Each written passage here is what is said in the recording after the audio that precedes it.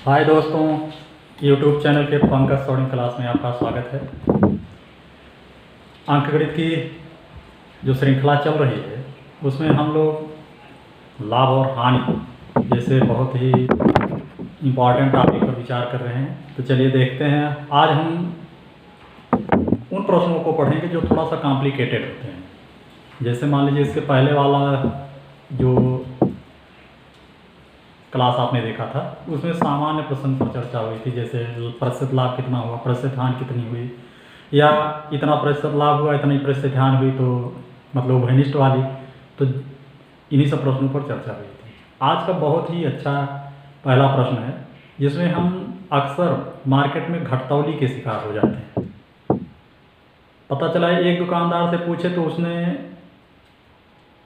कहा नहीं, हम 20 में दे रहे हैं। अगला जो ईमानदार है पता चले वो 25 में बेच रहा है। तो हम लोग कभी कभी चालाकी में किसी के धूर्तता का शिकार हो जाते हैं। तो चलिए देखते हैं।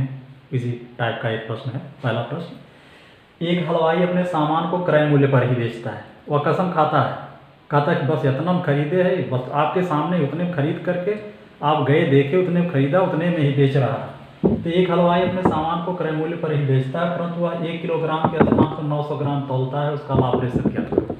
तौली कम तौल दी, देना था 1 किलोग्राम, 100 ग्राम मार दिया, आपको पता भी नहीं लगा।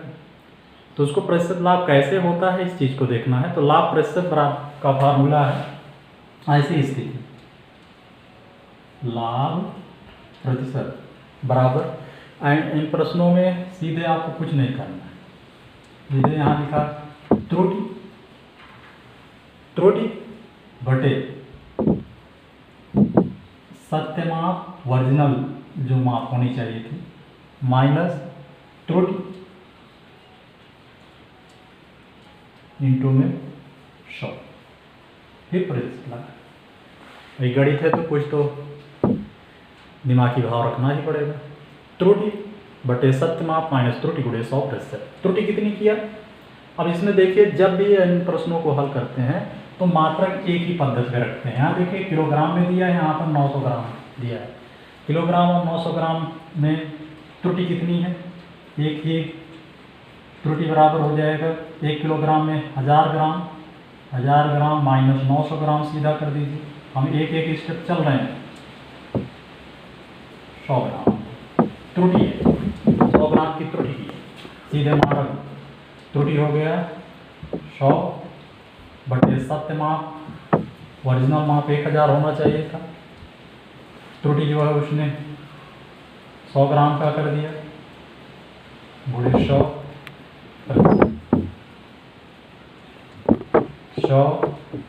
बटे 100 में 1000 में से 100 निकल गया है, 900 हो गया, गुणे 100 साइड में प्रतिशत 0 0 0 0, इसका मतलब आ गया 100 बटे 9। बढ़ते हैं 11 9 99 100, 11 से 1 बटा 9 प्रतिशत। बहुत ही इम्पॉर्टेंट है। केवल आपको एक ही चीज़ पर ध्यान देना है कि प्रतिशत लाभ बराबर त्रुटि बटे सत्य माप माइनस त्रुटि गुणे 100, या सीधे संयोग अच्छा था कि 100 मतलब त्रुटि यहाँ जितना रहेगा 1000 में से यहाँ तो 1000 मान लीजिए, सत्य माप 1000 था। ऐसे जैसे जिस प्रकार से प्रश्न की प्रवृत्ति रहेगी उसी हिसाब से आप कर लीजिए। तो देख लीजिए, तब भी वह 11 से 1 बटा 9%, यानी 11% से ज़्यादा लाभ आपसे ले लेगा। आप भी खुश हैं, वह भी खुश है, लेकिन वह बेईमानी से खुश है, आप तो अपना चालाकी में खुश हैं कि हमको तो उसी रेट पर मिल गया। तो इन सब चीज़ों से सतर्क रहना ही गणित सिखाती है। तो चलिए देखिए, इसी टाइप का एक प्रश्न और नोट कर देते हैं, अभी आपका एकदम क्लियर हो जाएगा।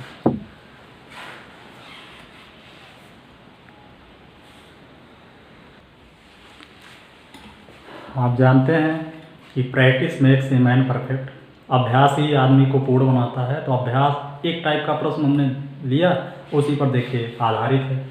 एक दुकानदार अपने सामान को क्रय मूल्य पर ही बेचता है, परंतु वह 1 किलोग्राम के स्थान पर 960 ग्राम तौलता है। उसका लाभ प्रतिशत ज्ञात कीजिए। तो इसमें भी आपको पता है कि लाभ प्रतिशत बराबर, अब आप बता सकते हैं त्रुटि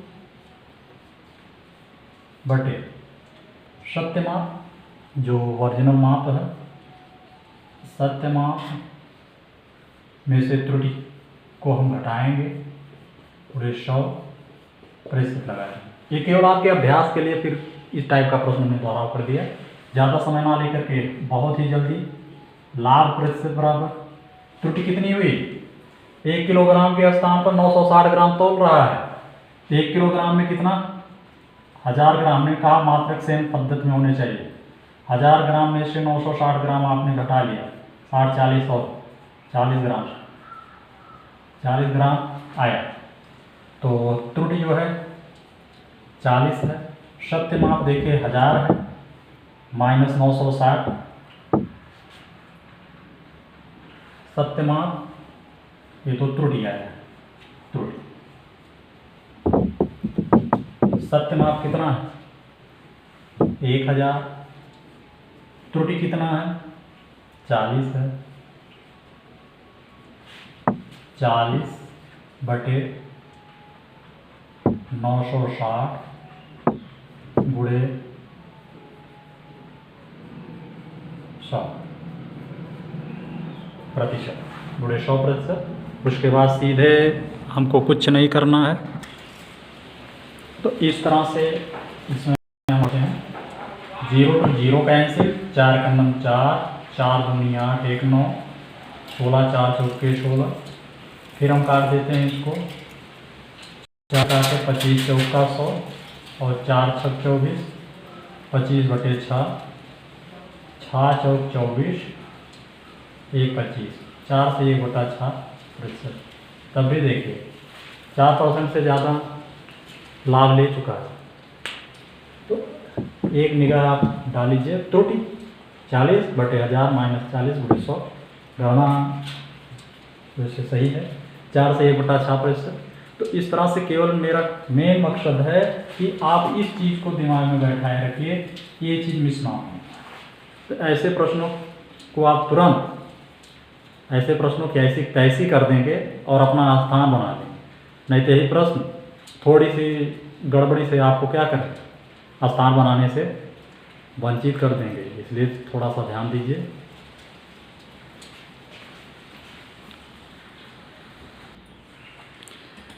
अगला प्रश्न है, कहता है यदि 15 वस्तुओं का क्रय मूल्य, देखिए अलग प्रकार का, यदि 15 वस्तुओं का क्रय मूल्य 12 वस्तुओं के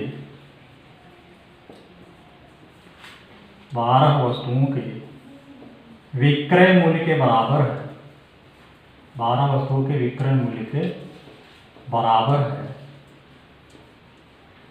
तो प्रतिशत लाभ ज्ञात करो। मतलब जितने में 15 वस्तुओं को खरीदा उतने में 12 वस्तुओं को ही बेच दिया, 12 पर वो बैलेंस बराबर, मान लीजिए 100 रुपये में खरीदा 15 वस्तु, तो 12 वस्तु पर वह 100 रुपया कमा लिया, 3 का एक्स्ट्रा हो गया। तो ऐसे प्रश्नों में हम किस प्रकार से निकालते हैं, तो सीधा काम, ऐसे प्रश्नों में हम कुछ करते नहीं, इन वस्तुओं का मूल्य हम एकांक मान लेते हैं, मान लीजिए 1 रुपये, तो 15 वस्तु है तो उनका 12 वस्तुओं के विक्रय मूल्य के बराबर है, तो लाभ होना ही होना है। तो लाभ बराबर 15 माइनस 12 बराबर कितना आ गया, 3 लाभ आया है। तो आपसे क्या पूछ रहा है, प्रतिशत लाभ ज्ञात कीजिए। तो प्रतिशत लाभ आप अपने बेस पर जाइए, क्या बताया गया था, प्रतिशत लाभ बराबर लाभ गुणे 100 बटे क्रय मूल्य। लाभ हुआ कितना, 3, क्रय मूल्य कितना है, क्रय मूल्य कितना है। अब यहाँ दुविधा में देखिए 15 वस्तुओं का क्रय मूल्य 12 वस्तु, शुरू में 12 के बराबर आ गया ना, जो कम है 3 बटे 12 गुणे 100 प्रतिशत, 3 को 3, 3 चौक 12, 4 से 100 को काट दीजिए, आ गया 25% का लाभ है। तो ऐसे प्रश्न अक्सर आते हैं, खासकर जो सीधे रहते हैं और ये बहुत मायने रखते हैं, ये आसान प्रश्न बहुत मायने रखते हैं, ये सिलेक्शन में बहुत भूमिका अदा करते हैं। इसको जब छोड़ के आप चले आते हैं तो धीरे धीरे धीरे धीरे जो आपका टारगेट है वह दूर नजर आना शुरू हो जाता है। तो इन प्रश्नों पर ध्यान दीजिए।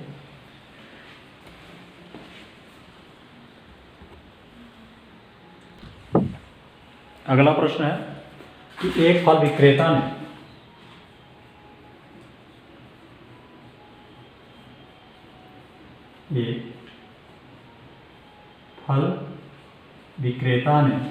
एक फल विक्रेता ने 15 रुपये की छाप 15 रुपये की छाप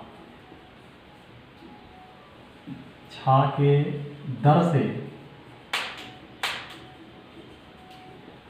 वस्तु खरीद कर 15 रुपये की छाप की दर से वस्तु खरीद कर 12 रुपये की 4 के दर से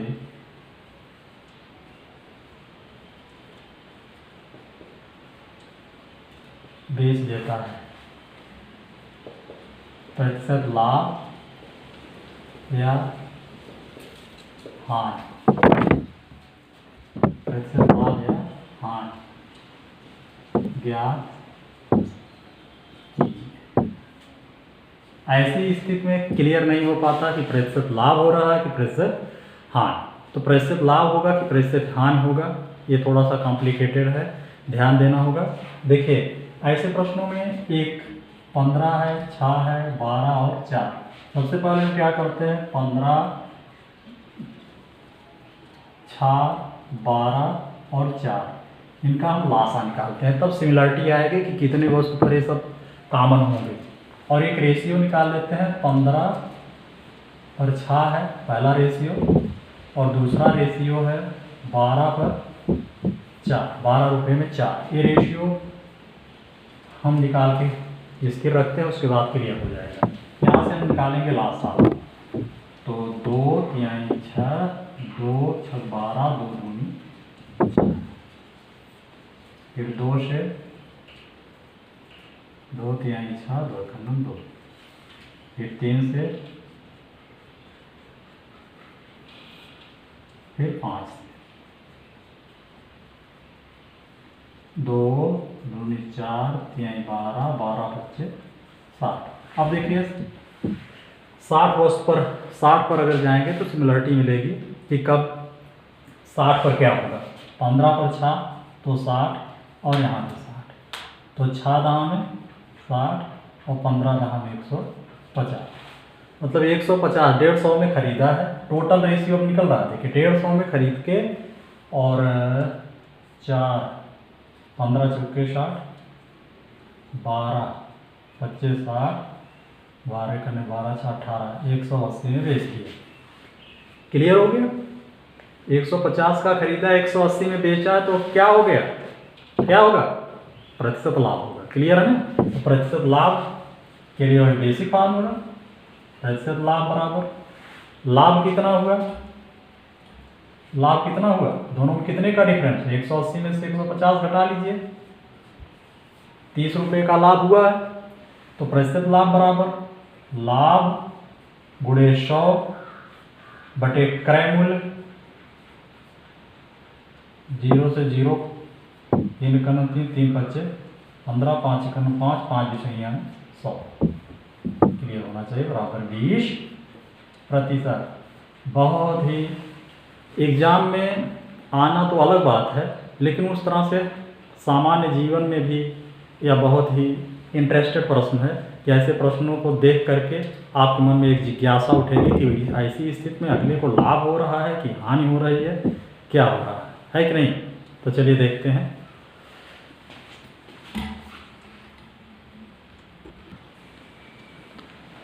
चलिए देखते हैं, उसी पर, ये बिल्कुल उसी पर आधारित अगर एक प्रकार के प्रश्न को दोबारा आप देख लेते हैं तो ताज़ा हो जाता है। चलिए देखिए, जैसे दिया है उसमें एक फल विक्रेता 15 की छाप वाला, तो मान लीजिए एक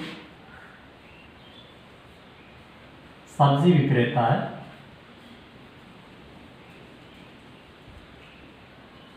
एक सब्जी विक्रेता ने रुपये 1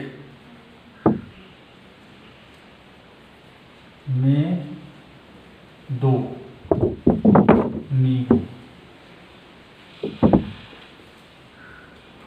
इधर से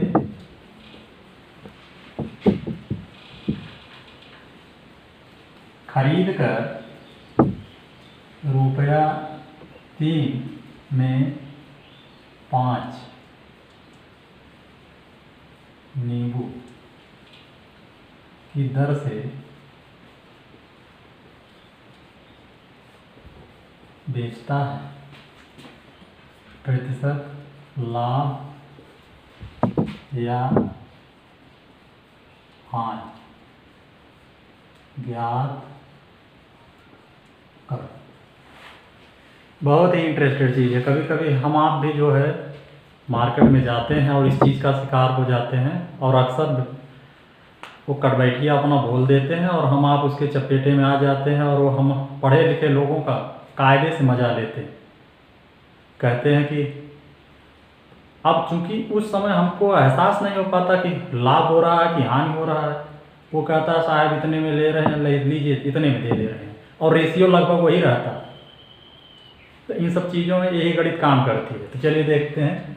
एक सब्जी विक्रेता ने रुपये 1 में 2, 1 में 2, तुरंत रेशियो निकालो और फिर बेचा क्या है 1 में 5। अब सीधा काम हम कुछ नहीं करेंगे, 1 2 3 और 5 इनका हम सीधे क्या करेंगे लासा निकालेंगे। और संयोग ऐसा है कि लासा सीधे इनके गुणनफल से ही आएगा। 2 3 6 6 5 30, तो लासा आ गया 30। और आपको पता है कि इसमें हम 30 से पिछले वाले पर है एकदम आ रहा है, गुणे 30 करेंगे। 2 15 दूनी 30, मान लीजिए 15 का खरीदा है। 5 6 30, 6 3 18। देखिए वहाँ से नहीं क्लियर हो रहा था कि इसको लाभ हो रहा है तो कितना हो रहा है, लेकिन यहाँ प्रतिशत में लाभ पता लग रहा है कि लाभ तो हो रहा है। 15 में खरीदा, 18 में बेचा है, तो लाभ कितना हुआ? लाभ हो गया 18 माइनस 15 बराबर 30। आपसे प्रतिशत लाभ पूछ रहा है, प्रतिशत लाभ। आपके पास बेसिक फार्मूला है, प्रतिशत लाभ बराबर लाभ गुणे 100 बटे क्रय मूल्य। तो लाभ हो गया 3 गुणे 100 कर दीजिए बटे क्रय मूल्य, देखिए यही होगा 15।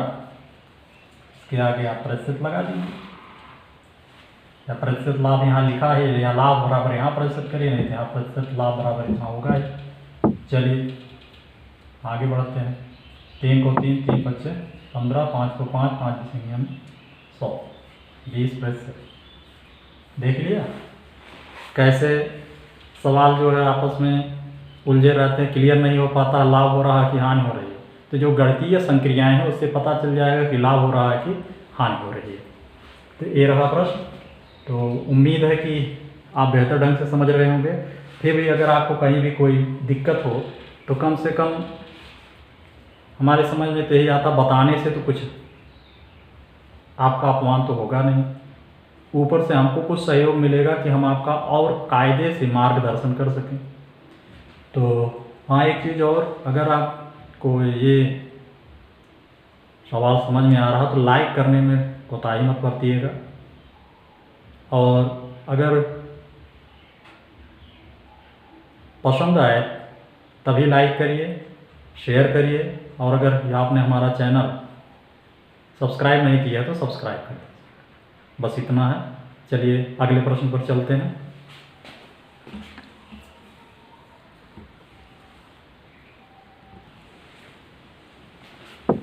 देखेंगे, दिया गया एक दुकानदार अपने सामान पर क्रय मूल्य से 20% अधिक अंकित करता है तथा अंकित मूल्य पर 10% छूट देता है, उसका प्रतिशत लाभ ज्ञात करो।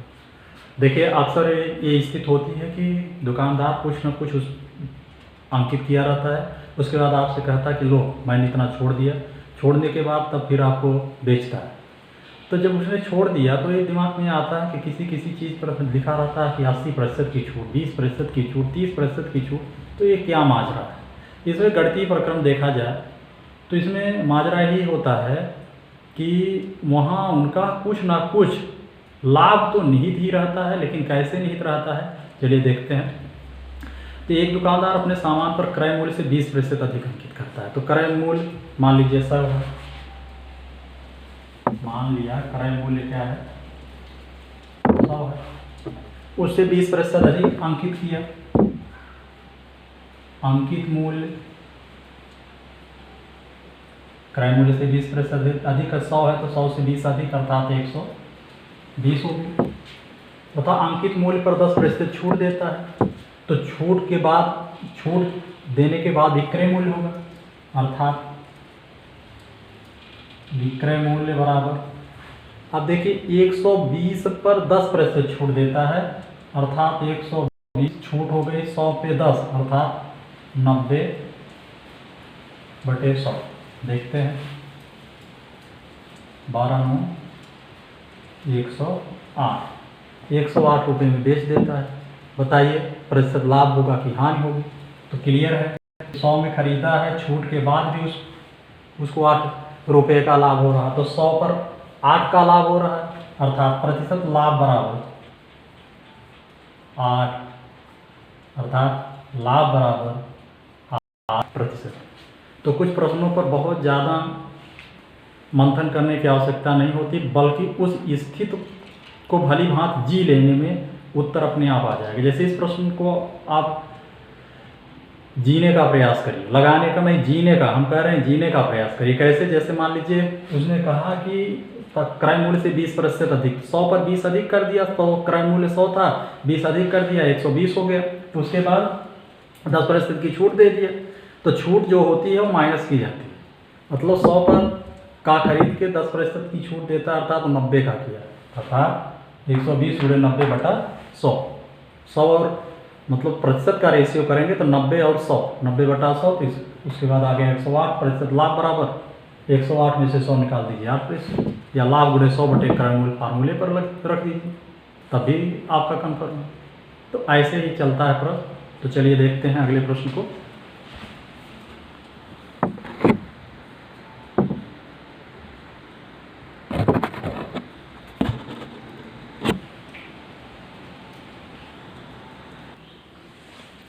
देखिए अब प्रश्न की प्रकृति थोड़ी सी चेंज हो रही है, और लेकिन संबंध सबका वही है कि कैसे दुकानदार किसी वस्तु पर मूल्यांकित करता है, फिर उसका हमको आपको छूट देता है, छूट के बावजूद भी उसको कैसे लाभ होता है, ये सब एक गणित है।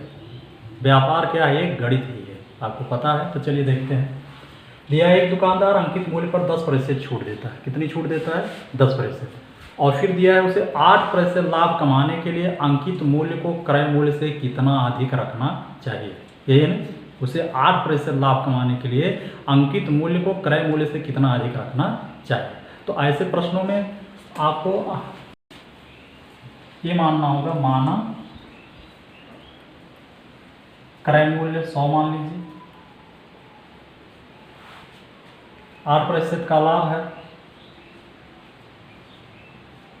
तो विक्रय मूल्य बराबर 100 पर 8, 108 में बेच रहा है। ये तो बाद की गणित है, लेकिन अंकित मूल्य पर 10% छूट देने के बाद 108 आ रहा है। अंकित मूल्य x मान लीजिए, x उस पर लिख दिया गया, उस पर 10% छूट देनी है, छूट के बाद मूल्य हो जाएगा x सही है 10%। देखिए पिछले वाले में बताया था कि जो छूट देना है वो 100 से माइनस की जाएगा, 90 हो गया। मतलब अगर 100 के रेशियो में चलोगे तो 90/100, जो छूट के बाद मूल्य है वही तो विक्रय मूल्य है, अर्थात ए और शर्त के हिसाब से ये दोनों एक दूसरे के क्या है?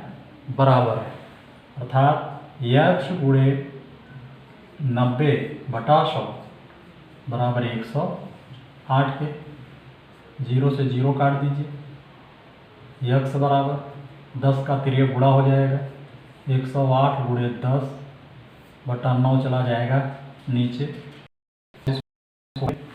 9 से कैंसिल आउट हुआ तो हो गया 12, 12 9 108 और 12 बढ़ाने 120। देखिए कितना इंटरेस्टिंग प्रश्न था। 120 मतलब 120 लिखेंगे, 10% की छूट देंगे, 10% की छूट देने के बाद तब इतने में बेचेंगे और क्रय मूल्य कितना है 100 रुपया। तो ऐसे प्रश्न आपको मिलेंगे। उसके बाद थोड़ा सा बट्टा पर आधारित है कि किस तरह से लगातार, बट्टा आप जानते हैं ना, बट्टा कहते हैं लगातार किस तरह से कटौती की जा रही है, परसेंटेज में बात होती है। जैसे आपके सामने मान लीजिए प्रश्न है,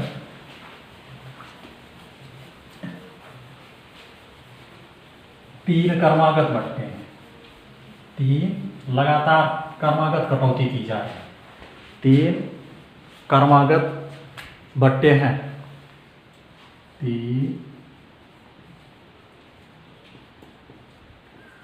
क्रमागत बट्टों, जिसमें देखिए परसेंटेज निर्धारित है 20%, 10% तथा 5%। 20%, 10% तथा 5%। एक क्रमागत बट्टे दिए जा रहे हैं। इसका समतुल्य बट्टा क्या होगा? 3 क्रमागत बट्टों का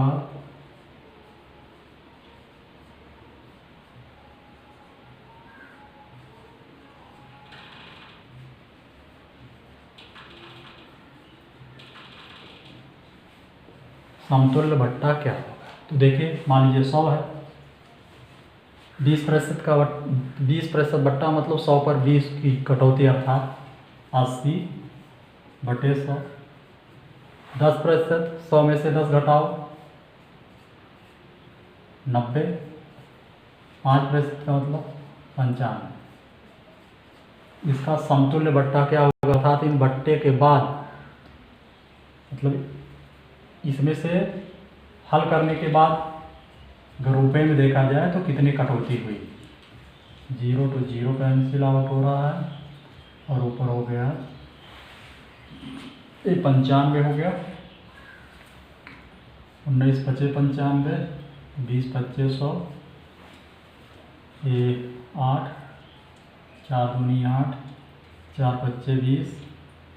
देखिए कहीं कुछ 9 दूनी 18 या 19 9 171, 2 गुणे 171/5, 2 1 9 2, 2 7 14 और 2 1 9 2, 31/5, 5 36, 4 34, 42, 5 8 40, 2 42, दशमलव लगाया 20, 5 और 20 तो हो गया आपका ये 68.4 हो गया। तो बट्टा इतना बचा, बट्टा कितना दिया गया, छूट कितनी दी गई, कटौती 100 माइनस 68.4। 0 10 में से 4 निकल गया 6, 9 में से 8 निकला 1 और 9 में से 8 निकल गया 1, 9 से 4 निकल गया 3, तो 31.6। तो 31.6 ये जो है प्रतिशत ये बट्टा है। तो उम्मीद है कि आपको बेहतर ढंग से समझ में आया होगा। मेरा प्रयास आपके सुझाव के बिना अधूरा है, क्योंकि मैं अपने स्तर से चाहे जितना अच्छा पढ़ा लूँ, लेकिन जब तक जिसको पढ़ना उसके समझ में ना आया तो सारी मेहनत बेकार जाती है। तो गुरु और शिष्य परंपरा बरकरार रहे, सीखने वाला हर वक्त लालायित रहे, और लालायित होने का परिणाम ये होता है कि आप कमेंट जरूर करेंगे। तो ऐसे ही और भी अनेक ये श्रृंखला आपको क्रमशः मिलती रहेगी, और ऐसे ही अनेक ज्ञानवर्धक चीज़ों को देखने के लिए आप हमारा चैनल ज़रूर सब्सक्राइब कर लीजिए, अपना भविष्य उज्जवल बनाइए। Thank you.